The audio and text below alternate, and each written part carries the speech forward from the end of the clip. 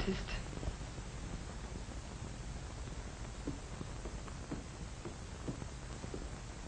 If he thinks I'm going to sit home and cry my eyes out, he's got a door to slam. Well, so have I.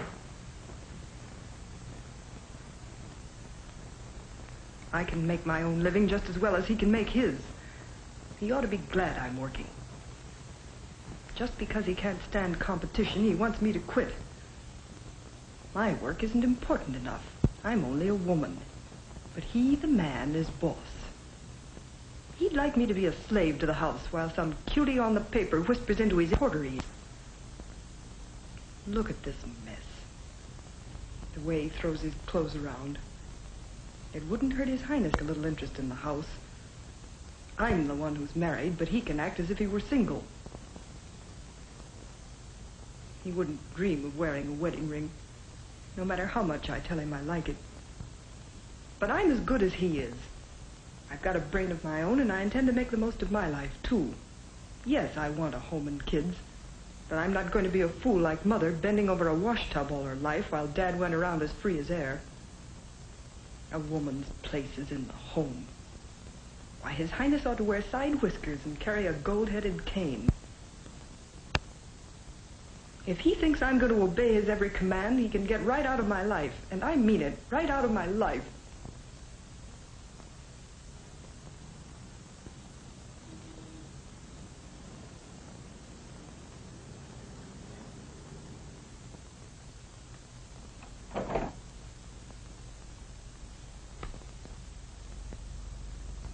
That's a woman for you. Never tell what she'll do next. All the time I thought she was so sweet and tender. What a temper. Lucky I ducked out when I did.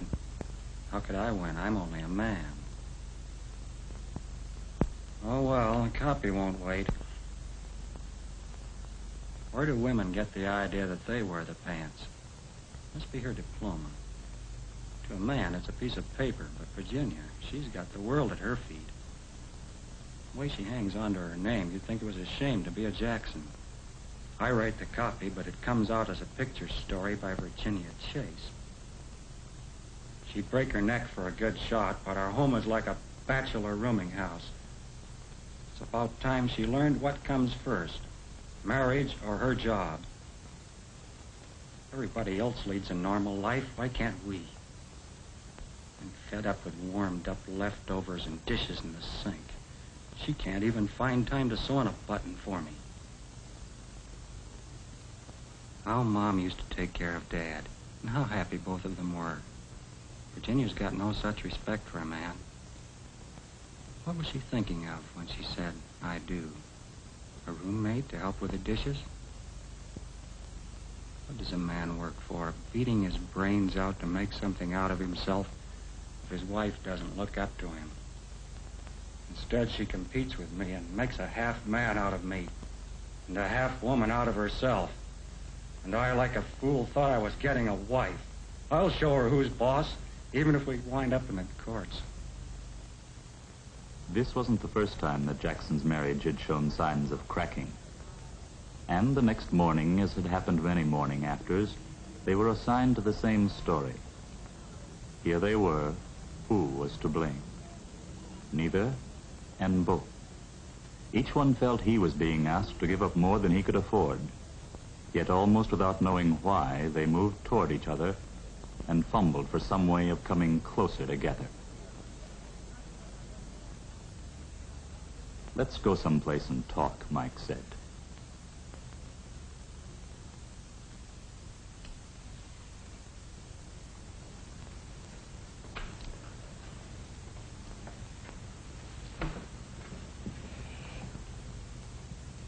Thank you.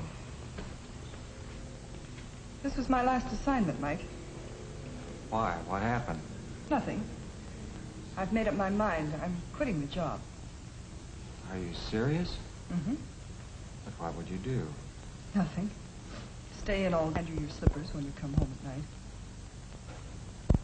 Oh, Jenny, I wasn't trying to defeat you. And what was all that yelling about last night? I was a fool. You know, after I cooled off last night, I found I'd been hanging on to a lot of ideas I don't really believe in anymore. I realized I'd miss your puttering in the dark room. Mike, you don't have to prop me up. No, really. I like a woman who's doing things, Jenny. I didn't marry you so you'd admire me and laugh at my jokes. You've got a mind of your own, and you've got to use it. It's about time I accepted you as you really are. Darling, you don't know how much you're saying. It's like getting a wonderful present. I feel like, I don't know. Well, here's my padded shoulder. You know, when we disagree, it's a good idea to disagree about things we really don't agree about. That was a mouthful. I'd like to get some shots of the kids in the park. Let's straighten up and go outside. It's too nice a day to stay in the house. Why don't we forget about cleaning up and go then? Oh, no, I hate to come home to a messy house. The least you could do is pick up your clothes. And the least you could do is to forget about your job on Sunday. I hate weekends like this. So, you didn't mean a word of what you said yesterday, did you? No, that's not what I meant. But can't we have a little bit of a family life, at least on Sunday? Well, we may as well have this out again. Sure, I want family life. But if I'm to keep up my job, I can't do all the housework myself. You've got to do the few things I ask you to, Mike. Are you trying to boss me again? Oh, Mike. Okay, Jenny. This is the last time you'll have to tell me. What do you want me to do?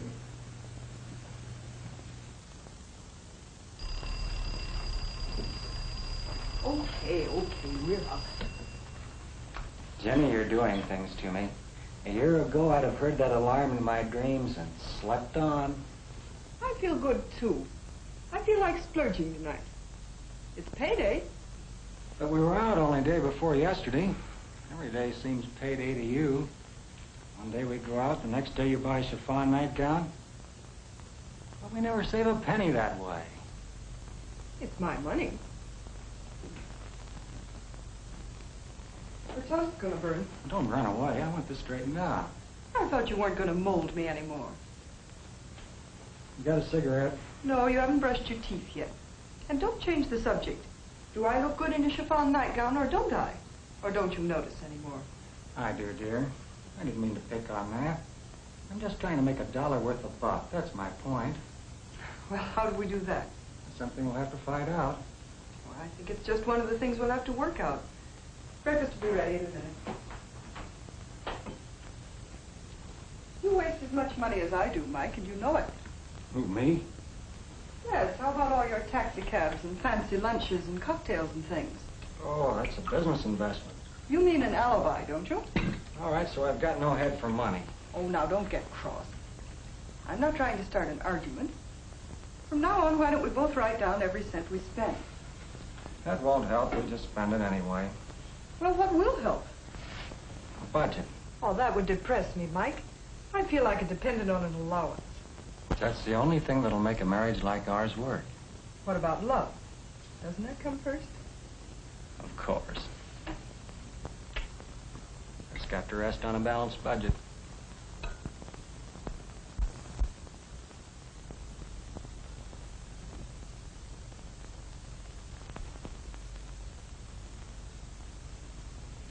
There you are. We've still got $40 of our week's pay left. And mind you, that's after all bills are paid. Doctor, your allowance and mine, everything taken care of. Now what are we going to do with all this money? Tell you what, you just write down everything you've ever wanted. All right. I like this part of it. Go ahead, just splurge. I'll write mine down, too. Let's see. Rolleiflex, fur jacket, some new china. Hey, this is fun. Wait a minute. We wanted a vacation. We must save something for a vacation. Yes, I need a vacation, too. Oh, I see. You mean we have to cut out something. And, Jenny, another thing, remember? A house, and a kid, or kids, and a car. We've got to start saving. And all that out of $40? A week.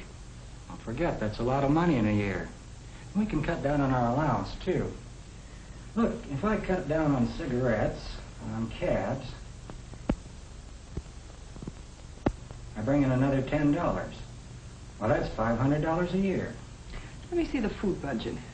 If we eat home 2 more days a week... And look, that fur jacket can wait, too. Baby, you catch on quick. It's fun to make money like this. Jenny, we just made a chunk of dough. It's 60 instead of 40 a week now. Well, that's wonderful. Mike, you're wonderful. Where would I be without you? Bye.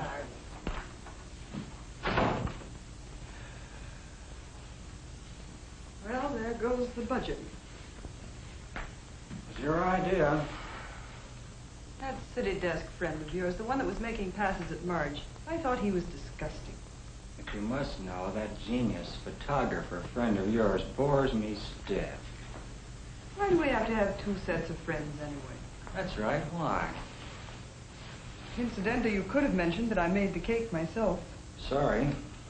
But you could have let me get halfway through one story without breaking in on it. I guess we haven't learned yet not to compete with each other. Oh, I'm tired. You know the Robinsons that live up the street in that new house you like? I keep meeting her at the grocery all the time. She's asked us in lots of times. What's her husband like? I think you'd like him. Yes, I think it'd be a good idea if we made friends with some neighbors. Next time you see her, tell her we'd be delighted to come. What's today? 20th. And last month when we did that hospital story, when was that? 9th? No, 10th. Why? I think you better take me to the doctor tomorrow.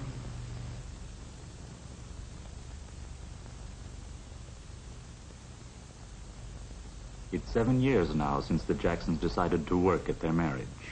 It's no coincidence, perhaps, that for the last 7 years, the marriage has worked for them. Not perfectly, of course, but well enough. They were tough years, too, full of crises and the normal run of trouble, but the Jacksons took them in stride. Mike has won his promotion by hard work, the same way he has made himself a happy home.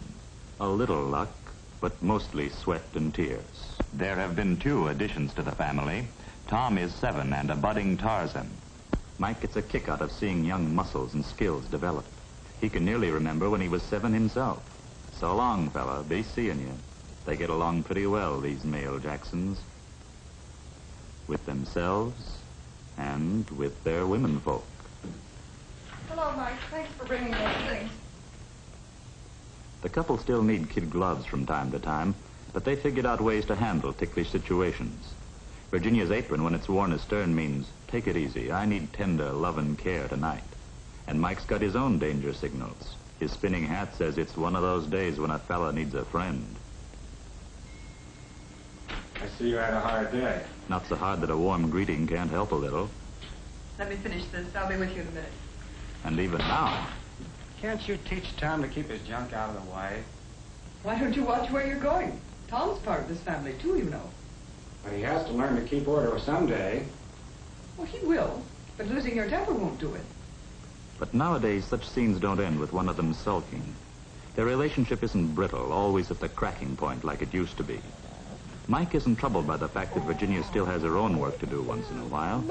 They've long since stopped worrying about who's breadwinner and who's housemaker. Mike's dignity is much more flexible since he discovered that a wet baby loves whoever changes her, male or female. Dinner's almost ready. Come any time. It'll be awfully simple. He learned his techniques when Tom was an infant, and he's mighty proud of his tender touch. Why not?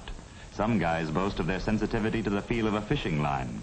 Mike thinks handling a prima donna is even trickier. Home life at the Jacksons, like most American home life, is a curious jumble of interests and needs.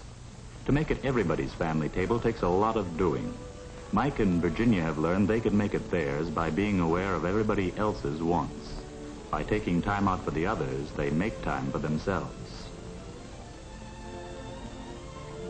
These days, Virginia is proud of Mike's success. They're not competing anymore. Why should they? Budgets and careers and differences of personalities don't have to mean trouble. It's a good deal for both, this partnership without a boss. The fruits of adjustment are a little noisy, but mighty sweet.